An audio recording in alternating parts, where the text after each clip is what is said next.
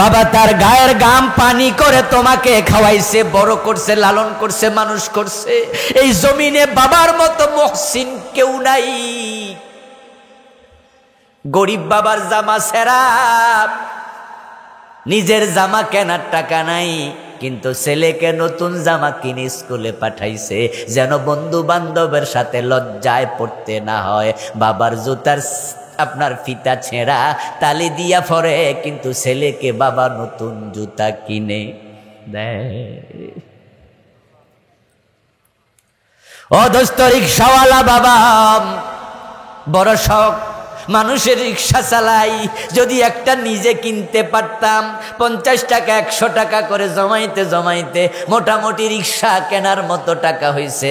25-30 হাজার টাকা ঘরে জমেছে। হঠাৎ ছেলেটা অসুস্থ, পেটে ব্যথা উঠছে, ডাক্তারের কাছে হাসপাতালে নিছে। ডাক্তার পরীক্ষা করে বাবারে কয়, আপনার ছেলের অ্যাপেন্ডিসাইডের ব্যথা উঠছে, যদি তড়িৎ অপারেশন না হয় তাহলে এটা বাস্ট হইয়া মরেও যেতে পারে, এখনই অপারেশন করতে হবে। তখন রিক্সাওয়ালা বাবা পাগল হয়ে যায়, ডাক্তার সাহেব আমার ছেলেকে বাঁচান, বাঁচতে সাহায্য করুন, কত টাকা লাগবে বলুন। কয় যে লাগবে তো 20-25 হাজার। বাবা তখন ভাবে রিক্সা কেনা দরকার নাই, আমার কলিজার টুকরাকে আগে বাঁচাতে হবে। স্বপ্ন জবাই করে সন্তানের চিকিৎসা করে এমন বাবাও আছে। নিজের স্বপ্ন জবাই করতে দেরি করে না, সন্তানের চিকিৎসা। قال رسول الله صلى الله عليه وسلم الوالد أوسط أبواب الجنة।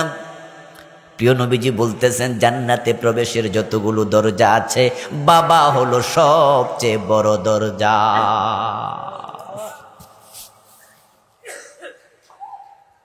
হুমা জান্নাতুকা ওয়া নারুকা।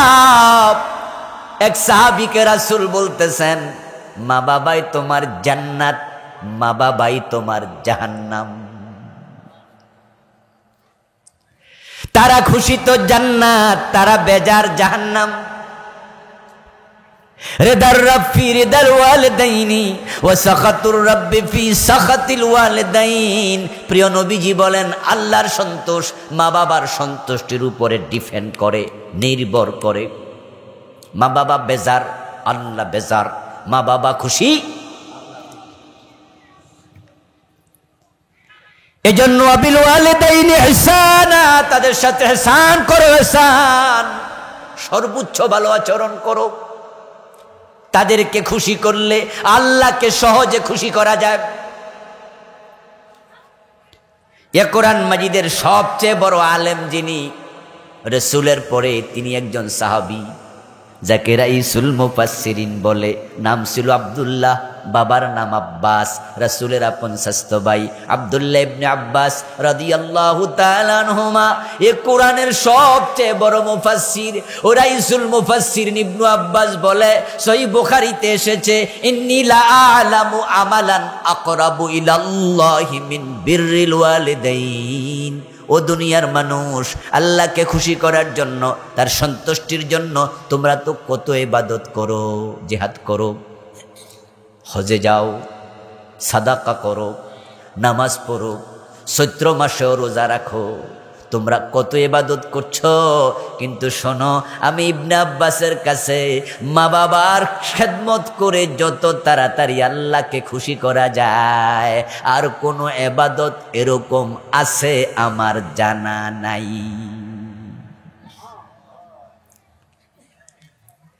এই দুইজনকে খুশি করলে আল্লাহ এত তাড়াতাড়ি খুশি হয়, অন্য কোনো ভাবে এটা করা যায় না।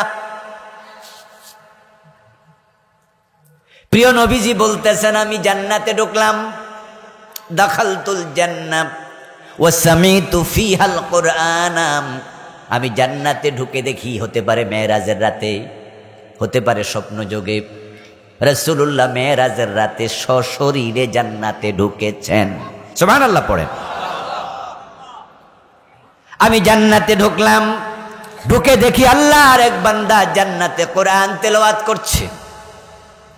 আমি তার কোরআন তেলাওয়াত শুনে দাঁড়ালাম, ভাবলাম নিশ্চয় সে আমার উম্মত হবে।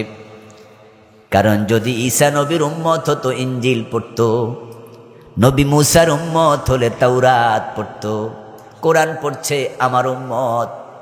এই সৌভাগ্যবান উম্মতের পরিচয় আমি জানতে চাইলাম। জিবরিল আমিনকে প্রশ্ন করলাম, ইয়া জিবরিলু মান হুয়া, জিবরিল লোকটার পরিচয় কি, সে কে? জিবরিল আমিন বলে, ইয়া রাসূলুল্লাহ আপনি চিনেন নাই বুঝি, হুয়া হারেসা ইবনে নুমান, এ তো আপনার সাহাবী হযরত হারেসা। অথচ হারেসা তখনও মারা যায় নাই, তিনি দুনিয়ায় রাসূল দেখে আসলেন জান্নাতে কোরআন পড়ছে। হারেসা ইবনে নুমানের জীবনী আমি পড়তে গিয়ে দেখি উনার ইন্তেকাল হয়েছে হযরত ওসমানের যুগে, কোন কোন ঐতিহাসিক বলছে হযরত ওমরের খেলাফতের শেষ দিকে। মানে আল্লাহর হাবিবের ইন্তেকালেরও মোটামুটি 10-12 বছর বা আরো বেশি পরে হারেসা মারা গেছে। অথচ রাসূল বলে আমি জান্নাতে দেখি সে কোরআন পড়তেছে। আল্লাহর হাবিব দুনিয়ায় ফিরে আসলেন, ফিরে এসে হারেসা ইবনে নুমানকে ডাকলেন, ও হারেসা ইবনে নুমান, গোপনে গোপনে এমন কি আমল করে আল্লাহরে খুশি বানাইয়া ফেলছো, তোমারে জান্নাতে দেখে এসেছি, তুমি আল্লাহর কোরআন পড়ছো। হারেসা ইবনে নুমান বলে, ইয়া রাসূলুল্লাহ অন্যরা যে আমল করে আমি তো তাই করি, নামাজ রোজা হজ যাকাত আপনি যেগুলো বলেছেন সেগুলো করি, তবে অতিরিক্ত একটা আমল আমার সুযোগ আছে যেটা সবার নাই, সেটা হলো আমার মা বড় বৃদ্ধা, নিজ হাতে খেতে পারে না, আমি হারেসা তারে খাওয়াইয়া তারপরে নিজে খাই, বুড়া মায়ের সেবা করি। প্রিয় নবীজির সাথে হারেসা ইবনে নুমানের গল্প চলছে, কথোপকথন। তখন পাশের বাড়ির সাহাবারা 2-4 জন আসছে, এসে তারা রাসূলকে বলতেছে, ইয়া রাসূলুল্লাহ ওয়া কানা বাররান নাস বি উম্মিহি, হুজুর এই বেটা তার মায়ের সাথে খুব বেশি ভালো আচরণ করে, ইয়াগসিলুহা বিয়াদিহি, নিজ হাতে গোসল দেয়, ইউতিমুহা বিয়াদিহি, নিজ হাতে খাওয়ায়া দেয়, ইয়াফলি রাসাহা বিয়াদিহি, নিজ হাতে মায়ের চুলগুলা আশ্রয়া দেয়। আল্লাহর হাবিব শুনে বললেন, কাযালিকুমুল বিররু কাযালিকুমুল বিররু কাযালিকুমুল বীর। 3 বার বললেন, এটাই বিররুল ওয়ালিদাইন, এটাই মা বাবার সাথে উত্তম আচরণ। বুঝেছি রে হারেসা, তোর মায়ের দোয়ার কারণে আল্লাহ দুনিয়া থাকতে তোরে বেহেশত দিয়া দিছে।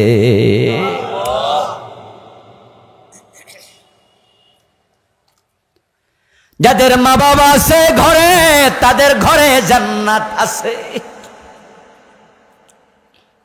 সেখানে যাও, সেখানে যাও, সেখানে যাও। মা বাবা ঘরে আছে বুড়া, সে তাদের সেবা করে জান্নাত পায় নাই, সে কপাল পোড়া, তার ঘরে তো জান্নাত ছিল। কোন একদিন প্রিয় নবীজি মুহাম্মদ সাল্লাল্লাহু আলাইহি ওয়াসাল্লাম খুতবা দিচ্ছেন, কোন একদিন খুতবা দেওয়ার সময় রাসূলুল্লাহ একটু রেগে গেলেন। তিনি খুতবার মাঝে বদদোয়া দিতে শুরু করলেন, রাগমান ফুহু রাগমান ফুহু রাগমান ফুহ, তার নাক ধুলা লুটে যাক, সে ধ্বংস হয়ে যাক, তার নাক ধুলায় মলিন হয়ে যাক। আল্লাহর হাবিব স্বাভাবিকত বদদোয়া দিতেন না, কিন্তু সেদিন তিনি বদদোয়া দিতে থাকলেন। 3 বার বদদোয়া দিলেন। কিলা মান ইয়া রাসূলুল্লাহ, কোন একজন সাহাবী দাঁড়াইল, ইয়া রাসূলুল্লাহ আপনি কাকে বদদোয়া দিচ্ছেন আমরা তো বুঝতে পারতেছি না। ক্বালা মান আদরাকা ওয়ালিদাইহি ইনদাল কিবার আহাদাহুমা আও কিলাহুমা সুম্মা লাম ইয়াদখুলিল জান্নাহ। রাসূলুল্লাহ এবার ব্যাখ্যা দিচ্ছেন, শোনো, আমি ওই উম্মতকে বদদোয়া দিলাম যে মা বাবার 2 জন অথবা 1 জনকে বৃদ্ধ অবস্থায় পেয়েছে, জান্নাত তার ঘরে ছিল, কিন্তু সে তাদের খেদমত করে জান্নাত পায় নাই, এমন উম্মত আমার দরকার নাই। ও দোস্ত, তাদের সাথে আল্লাহ তাআলা সর্বোত্তম আচরণ করতে বললেন। তাদেরকে কখনো নারাজ করবেন না, নাখোশ করবেন না। মানুষ যখন সকালবেলা ঘুম থেকে ওঠে, আল্লাহ তাআলা প্রত্যেক মানুষের প্রতি নজর দেন, তার আমলের দিকে তাকান। রাসূলুল্লাহ বলছেন, মান আসবাহা ওয়ালিদাইহি মুতিআন লাহু, মান আসবাহা মুতিআন লিওয়ালিদাইহি। সকাল বেলায় উঠেছে আল্লাহর বান্দা, সকাল বেলা উঠার সময় আল্লাহ দেখে সে তার মা বাবার অনুগত ছেলে। রাতের বেলায় তার মা বাবা তার উপর সন্তুষ্ট ছিল, রাতের বেলায় এমন আচরণ করেছে, মাও দোয়া করছে, বাবাও দোয়া করছে, তার প্রতি খুশি থাকছে। আসবাহা লাহু বাবান মাফতুহান মিনাল জান্নাহ। আল্লাহ সকাল বেলায় তাকায়া ওই সন্তানের জন্য জান্নাতের 2টা দরজা খুলে দেয়। ফাইন কানা ওয়াহিদান ফাওয়াহিদ, যদি মা বাবার দুজনের একজন জীবিত থাকে, ওই একজনই খুশি, জান্নাতের 1টা দরজা খুলে দেয়। এর মানে কি? এর মানে হলো এই সন্তান দিবসে জান্নাতে যাওয়ার আমল করা আল্লাহ সহজ করে দেয়।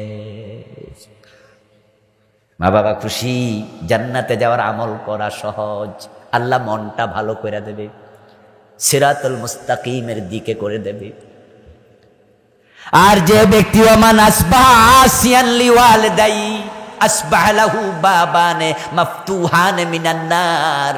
প্রিয় নবীজি বলতেছেন যে রাতের বেলায় মা বাবার উপর অসন্তুষ্ট ছিল, আপনার অনুগত ছিল, অবাধ্য ছিল, মা বাবা তার উপর নাখুশ, এই অবস্থায় রাত কেটেছে।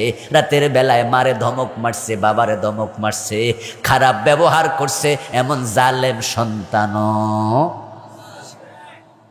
বউয়ের কথা শুই না মারে গালি গালাজ করে, এমন জালেম আছে না? আছে না?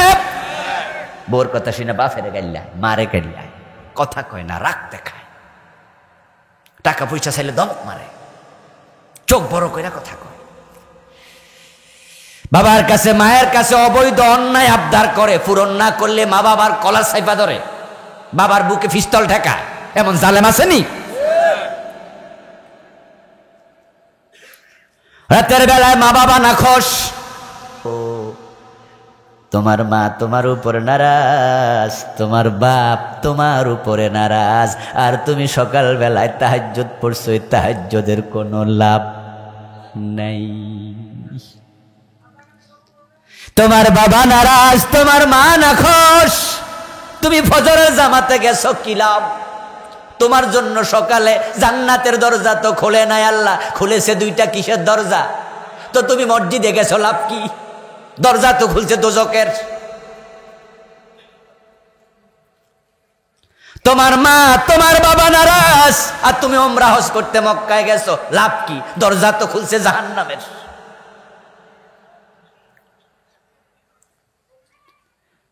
তাই তাদেরকে খুশি করো। এক সাহাবী রাসূলুল্লাহ সাল্লাল্লাহু আলাইহি ওয়াসাল্লামের কাছে গিয়ে বলছি, ইয়া রাসূলুল্লাহ, ইন্নালি মালান ওয়া ওয়ালাদা ওয়া ইন্না আবি ইউরিদু আন ইয়াহতাযা মালি, ক্বালা আনতা ওয়া আবু আনতা ওয়া মালুকা লিয়াবিক। সাহাবী বলে, ইয়া রাসূলুল্লাহ, আমার বাবা আছে, আমার টাকা পয়সাও আছে, আমার সন্তানাদি আছে, কিন্তু আমার বাবার একটা অভ্যাস হলো, শুধু কয় টাকা দে, টাকা দে। সকালেও কয় দে টাকা দে, দুপুরে কয় টাকা দে, সন্ধ্যায় কয় টাকা দে। এখন আমি কি দিতাম, কত দিতাম, আপনি একটু বলে দেন। রাসূলুল্লাহ জবাব দেও, মিয়া তোমার বাবা টাকা চাইবে কেন? তুমি এবং তোমার টাকা সবটার মালিক তো তোমার বাবা। তোমার বাবা তোমার পকেট থেকে টাকা নিয়ে যাবে, তোমার ক্যাশ থেকে নেবে, তোমার মানি ব্যাগ থেকে নেবে, তোমার ডয়ার থেকে নেবে, এটা তোমার বাবার হক। সুবহানাল্লাহ। আনতা ওয়া মালুকা লিয়াবিক। এমন পজিশনে আল্লাহ মা বাবারে রাখছে, তাদের সাথে উফ বলা জায়েজ নাই। ফালা তাকুল লাহুমা উফিন ওয়ালা তানহারহুমা وقل لهما قولا كريما واخفض لهما جناح الذل من الرحمة। তাদের সাথে সব সময় ভালোবাসার হাত বাড়াইয়া দিবা, যা বলে তা শুনবা, অবাধ্য হবা না, অবাধ্য হইও না।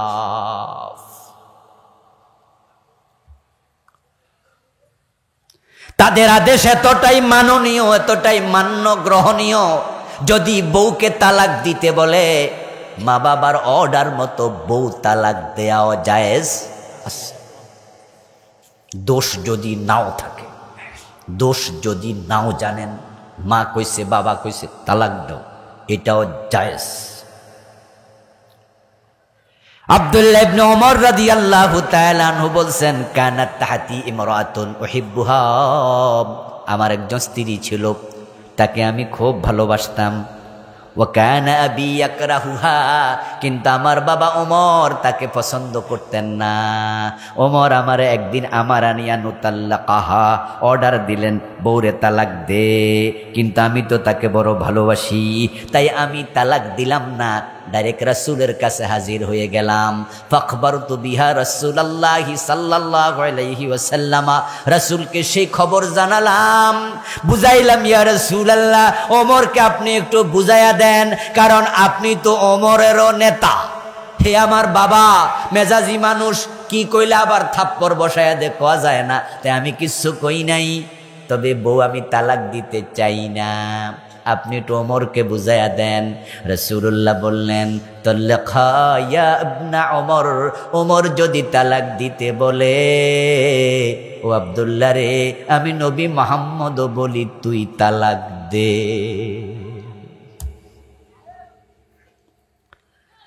প্রশ্ন হতে পারে, জানি না কি দোষ, আমি তো ভালোবাসি। উত্তর হলো, এই জমিনে আপনাকে আপনার মা বাবার চেয়ে বেশি আল্লাহর পরে কেউ ভালোবাসে না।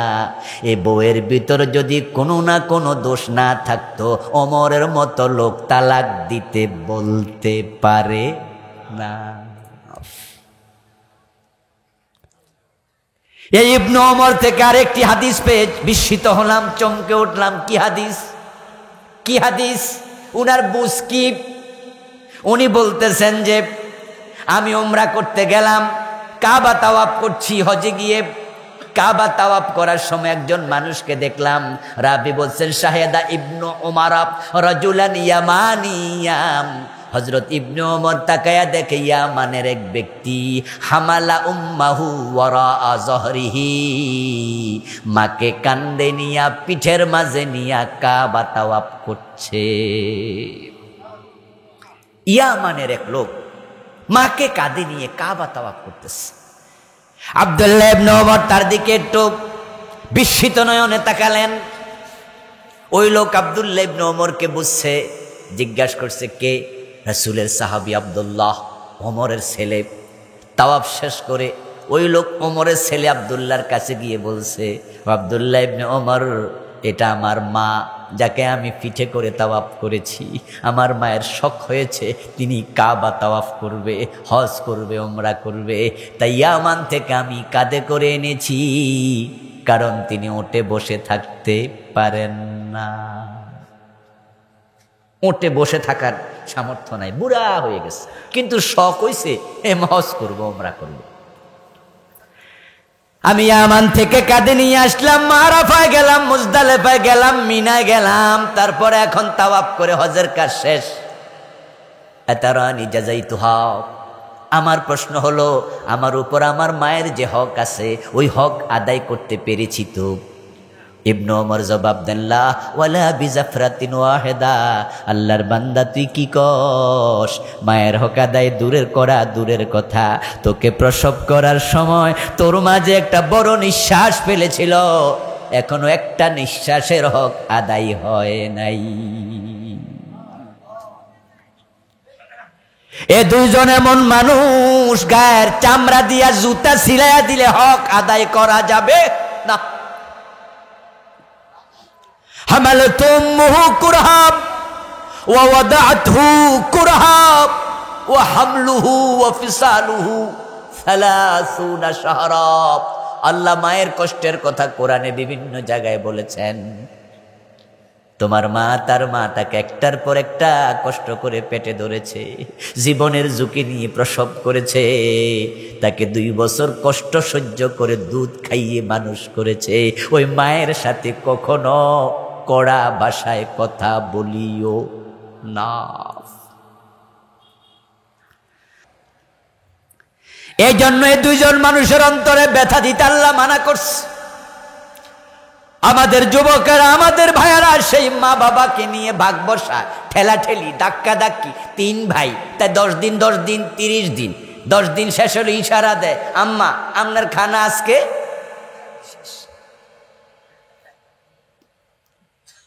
মা বাবাকে বাড়িতে লজিং মাস্টার বানাইও না। 10 দিন ভাগ করে ইশারা দিও না। কারণ তুমি যখন বলো তোমার মেয়েকে দিয়ে, নাতি নাতকুর দিয়া, বউকে দিয়া আজকে খাবার শেষ, তখন মায়ের কলিজায় লাগে, বাবার কলিজায় লাগে। মা মনে মনে ভাবে, তোরে 9 মাস 10 মাস পেটে ধারণ করেছি, কাউকে কষ্টের ভাগ আমি দেই নাই রে। আজকে তুই কেমনে বলস খানার দিন শেষ।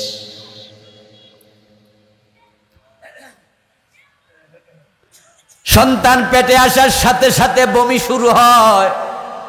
5-7 মাস পর্যন্ত কিচ্ছু খাইতে পারে না, খেলে বমি হয়ে যায়। এত বেশি হয়, একদিন 20 বার 30 বার বমি হয়, এমন মাও।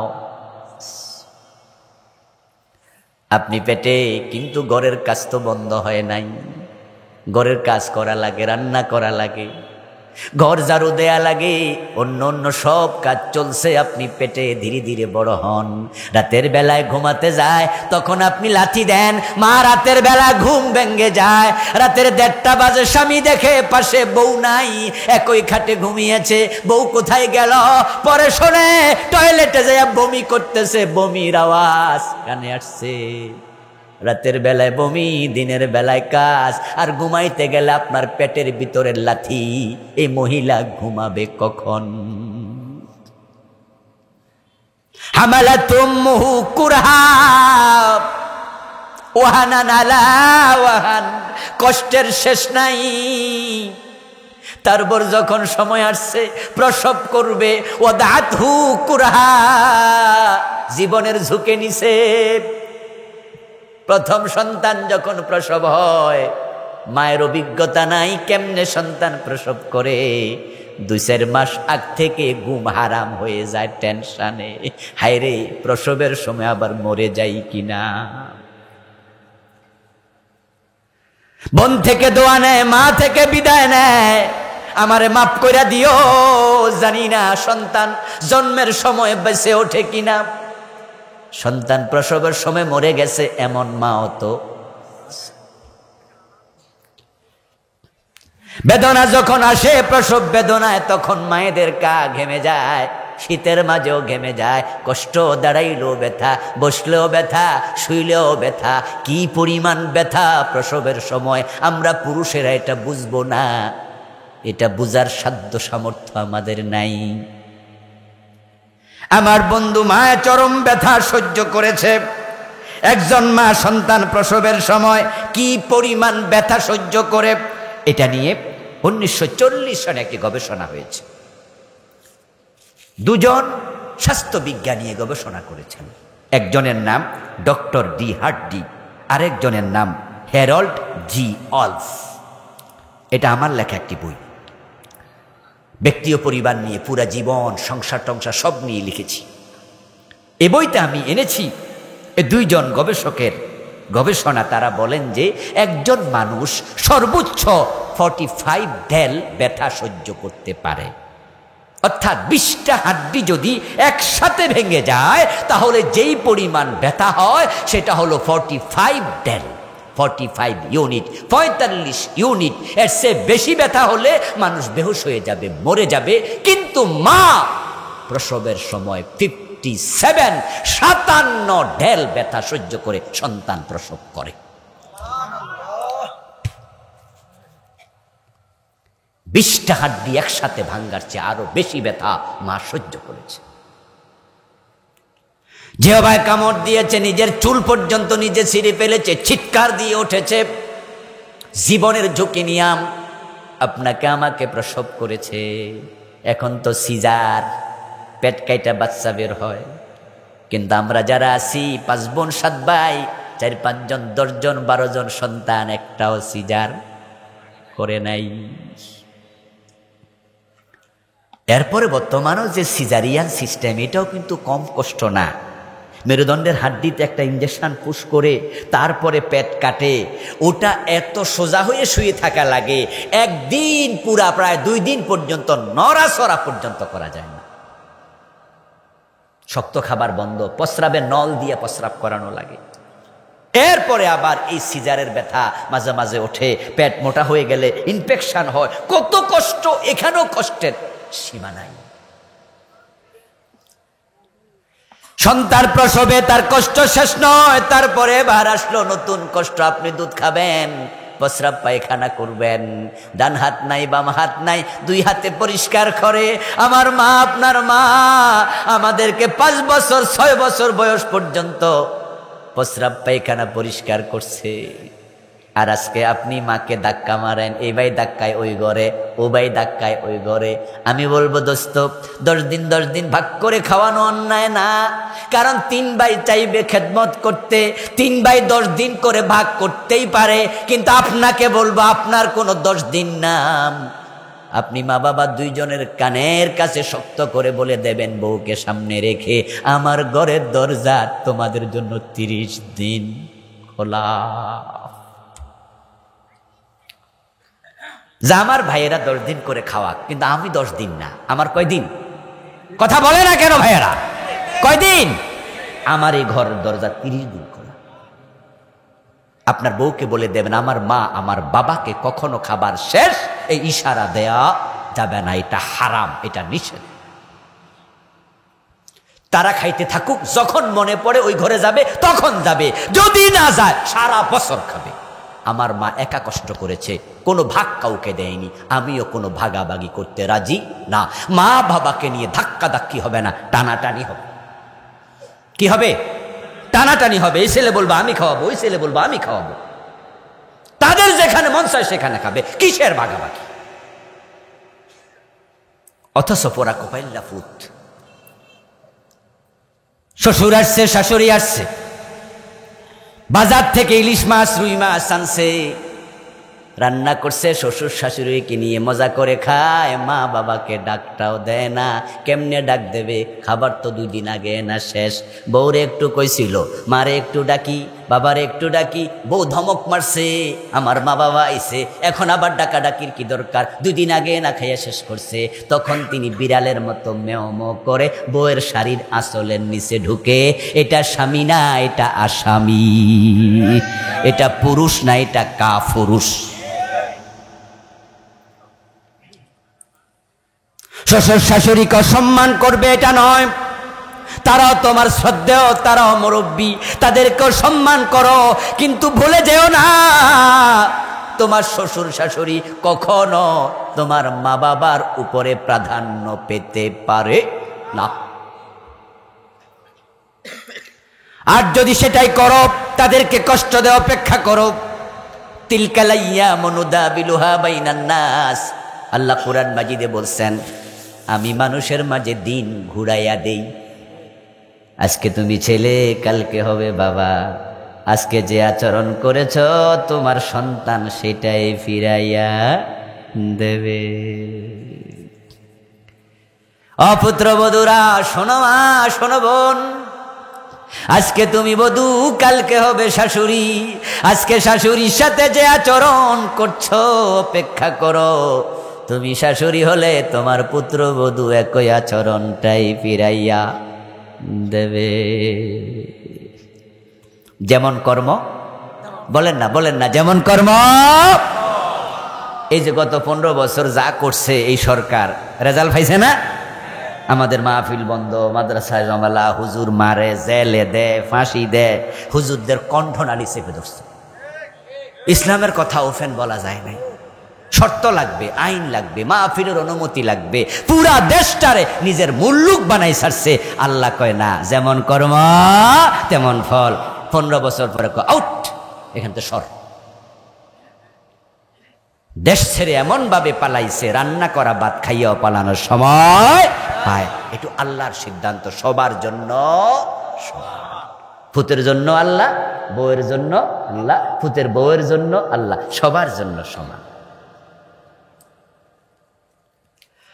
ওয়াতিদাল কুরবা হাক্কাহু ওয়াল মিসকিন ওয়া ইবনাস সাবিল, পরবর্তী মেসেজ হলো আত্মীয় স্বজন, গরিব গোরাবা, পথিক মিসকিন, তাদের হক দাও।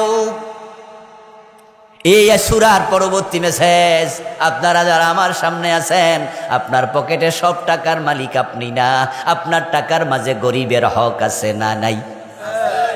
যখন 1 বছর চলে যাবে 2.5% যাকাত আপনাকে দিতেই হবে। আপনার পকেটের সব টাকা আপনার নয়, এটা আল্লাহ আপনাকে দিয়েছেন, দিয়ে পরীক্ষা করতেছেন দেখি যাকাত দেয় কিনা। আর যে গরিব, তারে গরিব বানায়া পরীক্ষা করতেছে দেখি সে ধৈর্য ধারণ করে কিনা। নাবলুকুম বিশররি ওয়াল খাইর। অন্য আয়াতে আল্লাহ বলে আমি ভালো দিয়েও পরীক্ষা করি, মন্দ দিয়েও পরীক্ষা করি। কামাইছেন আপনি, হুজুররা কয় যাকাত দিতেই হবে, যাকাত দেয়া ফরজ। টাকা কামাইতে কত কষ্ট হুজুররা কি বোঝে? ও দোস্ত, হ্যাঁ আপনি কামাইছেন, কোনো সন্দেহ নাই, সন্দেহ নাই, কিন্তু মায়ের পেট থেকে আসতে কয় টাকা সাথে করে আনছিলেন? তা আপনি যে কামাইলেন, এই হাত আপনাকে কে দিল? এই চোখ 2টা কে দিল? পা 2টা কে দিল? মস্তিষ্ক কে দিল? আপনার চেয়ে বেশি পরিশ্রম করে কিন্তু আপনার মতো টাকার মালিক হয় নাই, এমন পরিশ্রমী লোক আছে না নাই? যদি পরিশ্রমের সাথে টাকার সম্পর্ক থাকতো, রিক্সাওয়ালা হয়তো দুনিয়ার সবচেয়ে ধনী, যারা মাটি কাটে তারা হয়তো সবচেয়ে ধনী, যারা কনস্ট্রাকশনের কাজ করে তারা হয়তো সবচেয়ে ধনী, যারা কারণ বাজারে দমইন্না বস্তা কান্দে তুলে ট্রাকে তোলে আবার ট্রাক থেকে নামায়, তাদের মতো পরিশ্রম একজন ডাক্তার 10 বছরেও করে না, তারা একদিনে যা করে। একজন রিক্সাওয়ালা যখন রিক্সা চালায় শীতকালে পর্যন্ত গেঞ্জি ভিজা যায় ঘামে। কষ্ট কাকে বলে একদিন চালাইয়া দেখেন, পেডেল যারা সাথে। আমার বন্ধু দমইন্না বস্তা, 1 বস্তা 2 মণ 2.5 মণ কান্দে তুলে ট্রাকে উঠতেছে আর নামাইতেছে। আমি মাঝে মাঝে তাকায়া থাকি, একটা তুলে দিলে আমি মারি শুয়ে যাব। কিন্তু দিনে বেতন কত? এই কুলির দিনে বেতন কত? রিক্সাওয়ালা কামায় কত? আর যারা ডাক্তার ইঞ্জিনিয়ার অফিসে বসে থাকে, কলম দিয়ে লেখে, এসি রুমে বসে, তার মাসে বেতন কত? আসলে পরিশ্রমের সাথে রিজিকের সম্পর্ক নাই, পরিশ্রম হলো ওসিলা, রিজিক দেয় কে? তো রিক্সাওয়ালা রিজিক আল্লাহ কম দিছেন। হানু কাসামনা বাইনাহুমুল মাআইশ, নাহনু কাসামনা বাইনাহুম মাঈশাতাহুম ফিল হায়াতিদ দুনিয়া। আল্লাহ কোরআনে বলে আমি দুনিয়ার জীবনে মানুষের বন্টন করি রিজিক, কাউকে রিজিক দিছি বেশি, কাউকে রিজিক দিছি কম, এটা আমার বন্টন। এখন আপনাকে বেশি রিজিক দিয়া ধনী বানাইছে, বানাইয়া কয় তোমার পকেটে আমি তাদের হক ঢুকাইছি, তাদের হক তাদেরকে দিতেই হবে। হক দেয় না, বোনেরটাও দখল করে, ভাইয়েরটাও দখল করে, এমন জালেম ভাই আছে না নাই? বাপেরে ফুসলাইয়া নিজের নামে জমি লিখা, ভাইয়েরা ছোট অথবা নেতা গোছের, বাপেরে বুঝায় বাবা আপনি আমার নামে লিখে দেন। বাবা ছোট রেখে মরে যায়, বড় ভাই দেখা যায় ভাইদের সম্পদ ভক্ষণ করে। মানুষে বুঝায় দিছি তো ওরে জমি দিছে বিলের মাঝখানে আর নিজেরটা নিছে বাজারের মাঝখানে। কহেরও দিছি ওখানে 1 ঘন্টা, আমিও নিছি 1 ঘন্টা, এটার দাম 2 লাখ, এটার দাম 2 কোটি। এই যে তুমি ঠকাইলা দোস্ত, ভুলে যেও না আল্লাহ তোমারে বড় বানাইছে পরীক্ষা করার জন্য। পরীক্ষায় ফেল মারলে জান্নাত কপালে জুটবে না। আত্মীয় স্বজনের হক রেখে দেবেন না। মান কাতা মিরাসা ওয়ারিসিহি কাতা আল্লাহু মিরাসাহু মিনাল জান্নাহ। প্রিয় নবীজি বলেছেন যে আত্মীয়দের হক মিরাস কেটে রাখে, আল্লাহ তার জান্নাত কেটে রেখে দেবে। বাইরে ঠকাইলেন, অমুকরে তমুকরে ঠকাইলেন, জাল দলিল করলেন, ক্ষমতা প্রয়োগ করলেন, বাজারের জায়গাটা দখল করছে অথচ নিজের না, নিজেরটা এখানে আরো 5 হাত চাপাইয়া বিল্ডিং তুলছে, কারণ নেতার ভাতিজা। এই যে আপনি পরেরটা খাইলেন, কয়দিন চোখ বুঝিলে সব শেষ। জীর্ণ শীর্ণ সরাই খানাম, রাত্রি দিবা দুটি দ্বার, এরই মাঝে দুনিয়াদারি চলছে বড় চমৎকার। রাজার পরে আসছেন রাজা, সজ্জা কত বাদ্য ধুম, তুচ্ছ এসব কয়দিনই বা চোখ বুঝিলে সব নিঝুম। এই দখল করা জমি কিন্তু কবরে নিতে পারবেন না, থেকে যাবে। কিন্তু সমস্যা কোথায় জানেন? সমস্যা হলো রাসূলুল্লাহর হাদিসে তিনি বলেছেন, মান আখাযা মিনাল আরদি শিবরান যুলমা, অন্যায় করে যদি এক বিগত পরিমাণ সম্পদ দখল করে, সাইয়ুতাওয়াকাহু ইয়াউমাল কিয়ামাতি মিন সাবঈ আরদিন, আল্লাহ সেটারে 7 গুণ বড় করে কিয়ামতে জালেমের গলার মাঝে ঝুলাইয়া দেবে, দিয়ে ফেরেশতারে বলবে লাঠি ল, জাহান্নামের চাবুক ল, তাকে পিছন দিয়া পিটা আর বল এই সবটা মাটি গলায় লইয়া হাসরের মাঠে চল। কয় গুণ বড় করবে? 7 গুণ। ওয়াজ বাড়িত নিয়েন, কয় গুণ?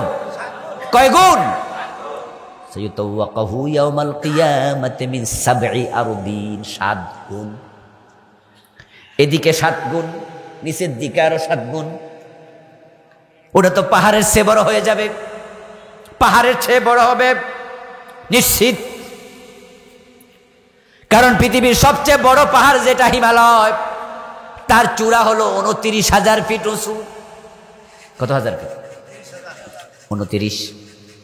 আর পৃথিবীর সবচেয়ে গভীর সমুদ্রের গভীরতা হলো 36,000 ফিট গভীর। এর মানে কি দাঁড়ালো? মানে দাঁড়ালো পুরা হিমালয় কেটে যদি ওই প্রশান্ত মহাসাগরের গভীরতম স্থানে ছেড়ে দেয়া হয়, সবটা হিমালয় ডুবে যাবে, তার উপরেও পানি থাকবে 7,000 ফিট। ওটা তো 36, এটা আছে 29। এখন যে জায়গায় গভীরতা আছে, সেই জায়গায় গভীর যেখানে শেষ, ওখানে আবার মাটি আছে না নাই? তাহলে বোঝা গেল মাটির গভীরতা আরো বেশি। তাহলে 7 গুণ যদি নিচে যায়, অবস্থা হবে কি? এই জন্য আমি একটা পরামর্শ দিই মানুষের, আজকেও আপনারা দিতেছি, সেটা হচ্ছে যারা মানুষের জমি টমি দখল করেন, তারা প্রতিদিন 1-2 কেজি দুধ রোজ করে খাইবেন, যেন বল হয়, না হয় টানবেন কেমনে? কি বিপদ না হয়? এই জন্য দুধ মুধ খাইয়া মোটা সোটা হয়ে থাকবেন, যেন ওইটা টানতে পারেন। আর যদি মনে করেন যে টাইম মোটা হইয়াও লাভ নাই, তাহলে পরের জমি দখল ছেড়ে দেন। মিরাসি হক কখনো কাটবেন না। জাকাত দেন, জাকাত হিসাব করে দেন, 1 পয়সা যেন জাকাতের পকেটে না থাকে।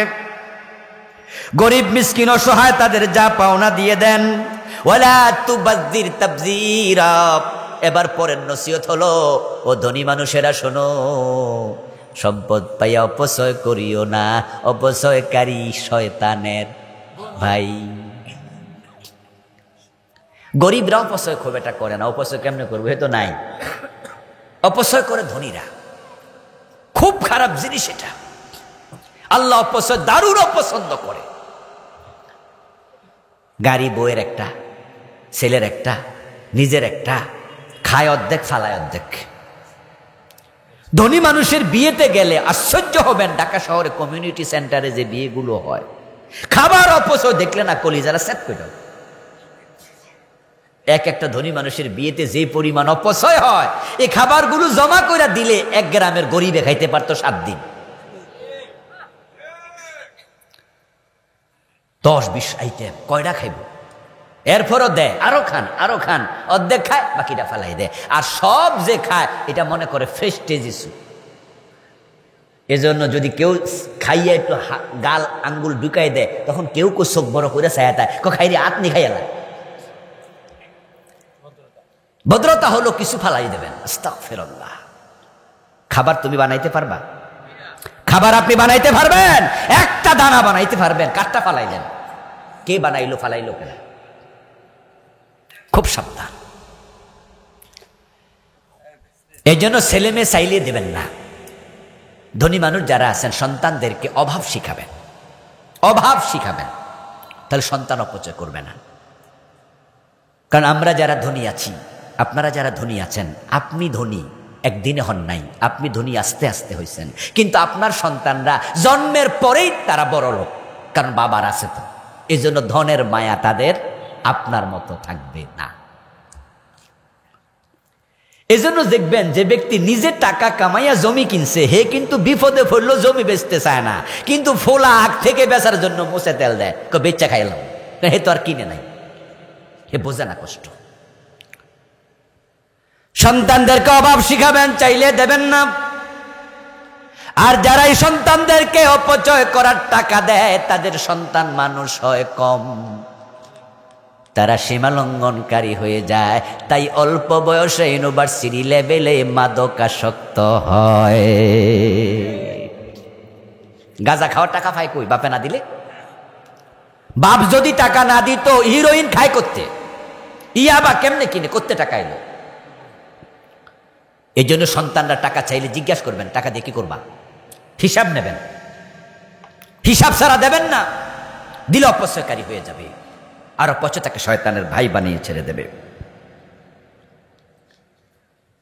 আল্লাহ তাআলা বলেন, ওয়ালা তাজআল ইয়াদাকা মাগলুলাতান ইলা উনুকিকা ওয়ালা তাবসুতহা কুল্লাল বাসত। একবার হাত খুলে অপচয়কারী হবেন না, আবার কৃপণ হওয়াও যাবে না। অনেকে আছে কৃপণ, কৃপণ কিন্তু আল্লাহর অপছন্দনীয়, প্রয়োজনেও খরচ করে না, এমন লোক আছে। পকেটে টাকা আছে, মিষ্টি খাবে, দোকানদারে জিজ্ঞাসা করছে, মিষ্টি দোকান ভাই কেজি কত? দোকানদার কয় যে 350 টাকা কেজি। দোকানতে বাইরে দাঁড়াইয়া মনেরে কয়, রু যা, তুই একা একা খাইয়া আয়, আমি এনে খারাইছি, যেই দাম। নিজে সন্তানকে ভালো কাপড় চোপড় দেয় না, নিজে ভালো কাপড় পরে না, অথচ পয়সাওয়ালা ফারুক আজম, ওমর প্রেসিডেন্ট, এক লোক হেঁটে যাচ্ছে পাশ দিয়ে, কাপড় চোপড় একটু পুরাতন, একটু ছিঁড়া টুটাওয়ালা। হযরত ওমর দেখে বললেন, এই আল্লাহর বান্দা এদিকে আসো। কাছে ডাকলেন, দাঁড়া করালেন, পাশেই ছিল আপনার উনার জাকাত বিভাগের দায়িত্বশীল, বললেন, এই তাকে জাকাতের কিছু টাকা দাও। ওই ভদ্রলোক বলল, হুজুর আমার জন্য জাকাত খাওয়া হারাম, আমি ধনী মানুষ। কি বলল? ধনীর জন্য জাকাত খাওয়া জায়েজ আছে? ওমর বলে, হুজুর, ওই বলে, হুজুর আমার জন্য জাকাত খাওয়া হারাম, আমি ধনী। ওমর কয়, তাহলে লাডি ডালো, সাবুক ডালো, ধনী হইলে সেরা জামাকাত দিছ কেন? ও আম্মা বিনিআমাতি রাব্বিকা ফাহাদ্দিস। আল্লাহর দেয়া নিয়ামত আল্লাহ তার বান্দার মাঝে প্রকাশ পছন্দ করে। এই জন্য অপচয়কারী হবেন না, কৃপণ হওয়া যাবে না। অপচয় বলা হয় প্রয়োজন নাই তাও খরচ করে, কৃপণ বলা হয় যে প্রয়োজনে খরচ করে না। আমরা থাকবো কি? মাঝামাঝি। ওয়ালা তাকতুলু আওলাদাকুম খাশিয়াতা ইমলাক। পরবর্তী অর্ডার, রিজিকের ভয়ে সন্তান হত্যা করা যাবে না। ছেলে হোক মেয়ে হোক, কয়টি সন্তান যথেষ্ট? কাপাসিয়ার লোকেরা চালাক আছে, কয় না, এই কথা বলা যাবেও না। ছেলে হোক মেয়ে হোক, 2টি সন্তান যথেষ্ট। এটা এই দেশে একটি কুফরি স্লোগান, শিরকি স্লোগান। এই স্লোগান ঢুকাইয়া মানুষকে বুঝাইছে বেশি সন্তান হইলে খাওয়াবে কে, অথচ রিজিকের মালিক আল্লাহ। তা নিয়ে তোমার টেনশন করার কোনো প্রয়োজন, বরং আমরা স্লোগান দেব, মুখ দিয়েছেন যিনি, আহার দেবেন তিনি। এটা কোরআনের কথা। আপনাদের কাছে আমি জানতে চাইবো, যারা জানেন বলেন তো, আল্লাহ মানুষ বানাইছে আগে না রিজিক লেখছে আগে? রিজিক লেখছে আকার জমিন বানানোর আগে। আপনি আর আমাকে বানানোর আগে তো বটেই। রাজ্জাক রিজিক লেখে তারপরে মানুষ দুনিয়া পাঠাইছে। মানুষ বেশি হইলে খাওয়াইব কে? তাইলে তো চায়নার মানুষ না খাইয়া মরে যাইতো। পৃথিবীর সবচেয়ে বেশি মানুষ কোন দেশে? ওরা না খাইয়া মরে নাকি? ওরা আমাদের মতো না আরো ধনী? ওরা মানুষের খানা আরো সাপ্লাই দেয়। মানুষকে সম্পদে পরিণত করো, সম্পদে পরিণত করো। রাসূলুল্লাহ বলেছেন মানুষ হলো স্বর্ণের খনি, রৌপ্যের খনির চেয়েও দামি। আন্নাসু মাআদান কামাআদিনিয যাহাবি ওয়াল ফিদ্দা।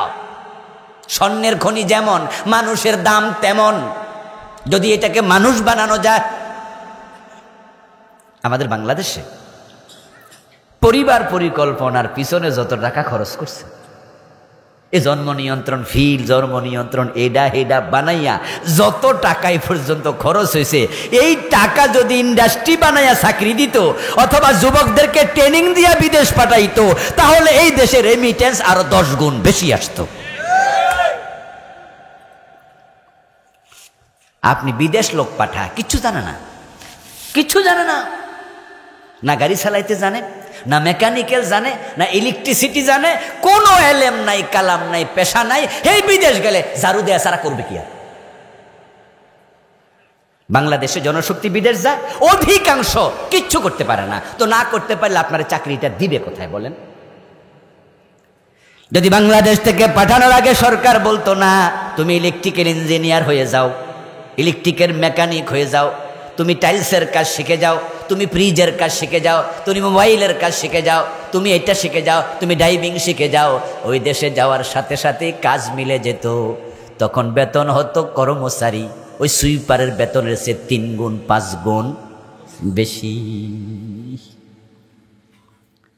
আমি ছোট করছি না, হ্যাঁ করছি না, তারা আমাদেরই ভাই, কিন্তু প্রশিক্ষণ যারা পাঠায়, যার কারণেই সমস্যা। আপনারা যারা ওমরায় গেছেন, হজে গেছেন, মক্কা শরীফে মদিনা শরীফে একরকমের পোশাক পইরা কিছু ঝাড়ুদার দাঁড়ায় থাকে না? দেখছেননি? দেখছেননি? তার মাঝে 100 জনের ভিতরে 95 জন বাংলাদেশি। তো আমরা যখন হজে যাই, ওমরায় যাই, আমাদের সঙ্গীরা যারা আছে বুড়া মুরব্বী টাইপের, তারা আমরা বলি, ভাই মুরব্বী, যদি আপনি রাস্তা হারান, পথ হারাইয়া ফেলেন, যে আপনি আমার থেকে আলাদা হয়ে গেলেন, এখন আমার গড় পাইবেন কেমনে? ফেস লেগে যাবে তো? হ্যাঁ, তবে ঠিকানা হইল অমক, ঠিকানা আপনার পকেটে দিলাম, লিখে দিলাম, হাতের বেল্ট আছে, বেল্টে লিখে দিলাম হোটেলের নাম, মোবাইল নাম্বার।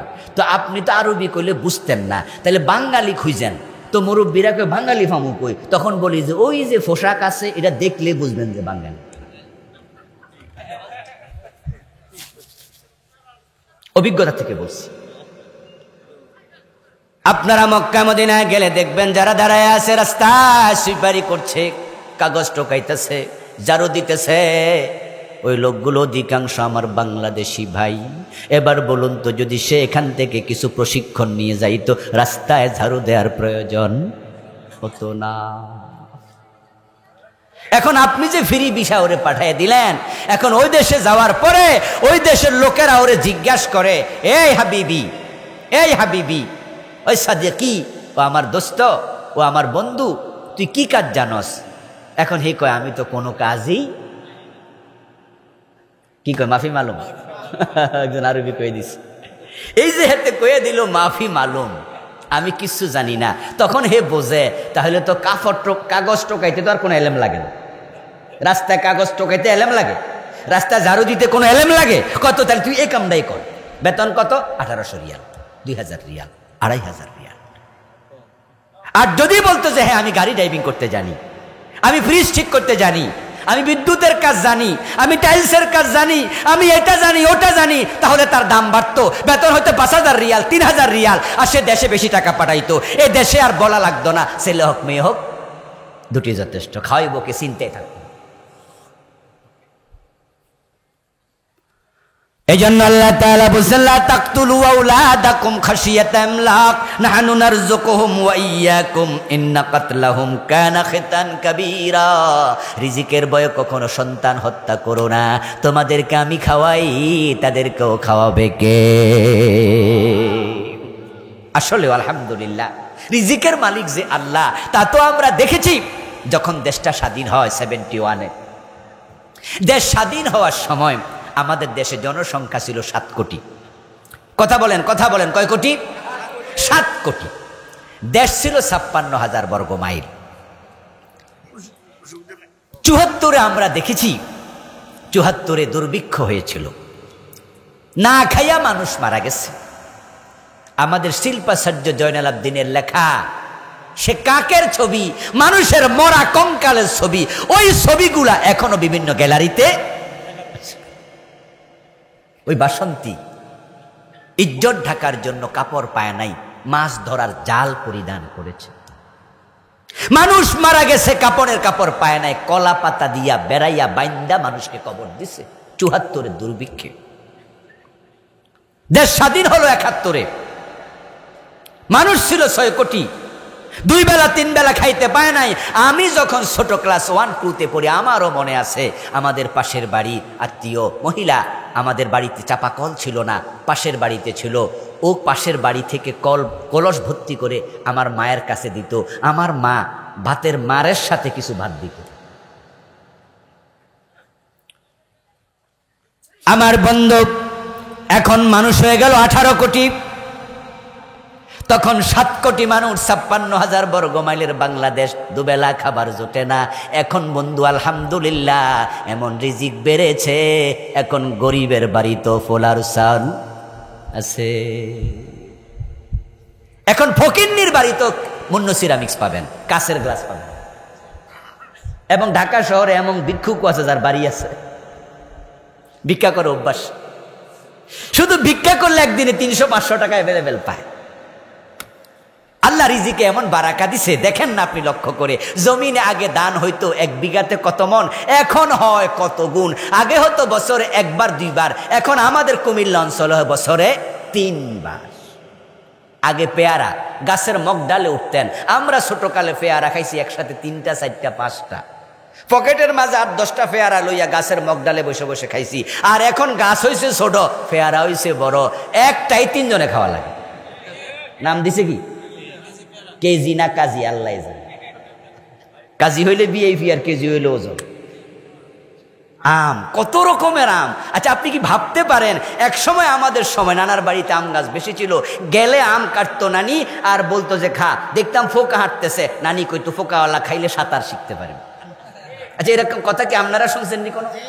এর মানে কি জানেননি? মানে ফোকাওয়ালাটা খাইয়া, এটা খাওয়ার ট্যাবলেট, বুদ্ধি। আচ্ছা, এখন যে আম বাইরেছে বাজার থেকে আমরা কিনি, পোকা নাই, কত রকমের আম, সুবহানাল্লাহ। আচ্ছা বলুন তো, 18,000 মানুষ, খাবার কমেছে না বেড়েছে? রিজিকের মালিক কে? রিজিকের মালিক কে? তাই রিজিকের ভয়ে সন্তান হত্যা করো না, এটা আল্লাহর নিষেধ। তবে হ্যাঁ, স্বাস্থ্যগত কারণে ডাক্তার যদি বলে যে এই মহিলার বাচ্চা নিলে জীবন শঙ্কায় পড়বে, তাহলে ডাক্তারের সাজেশন অনুসারে বাচ্চা না নিলে গুনাহ হবে না। কিন্তু মানুষ বাড়লে খাওয়াইব কে, এই চিন্তা করে সন্তান রোধ করা যাবে না।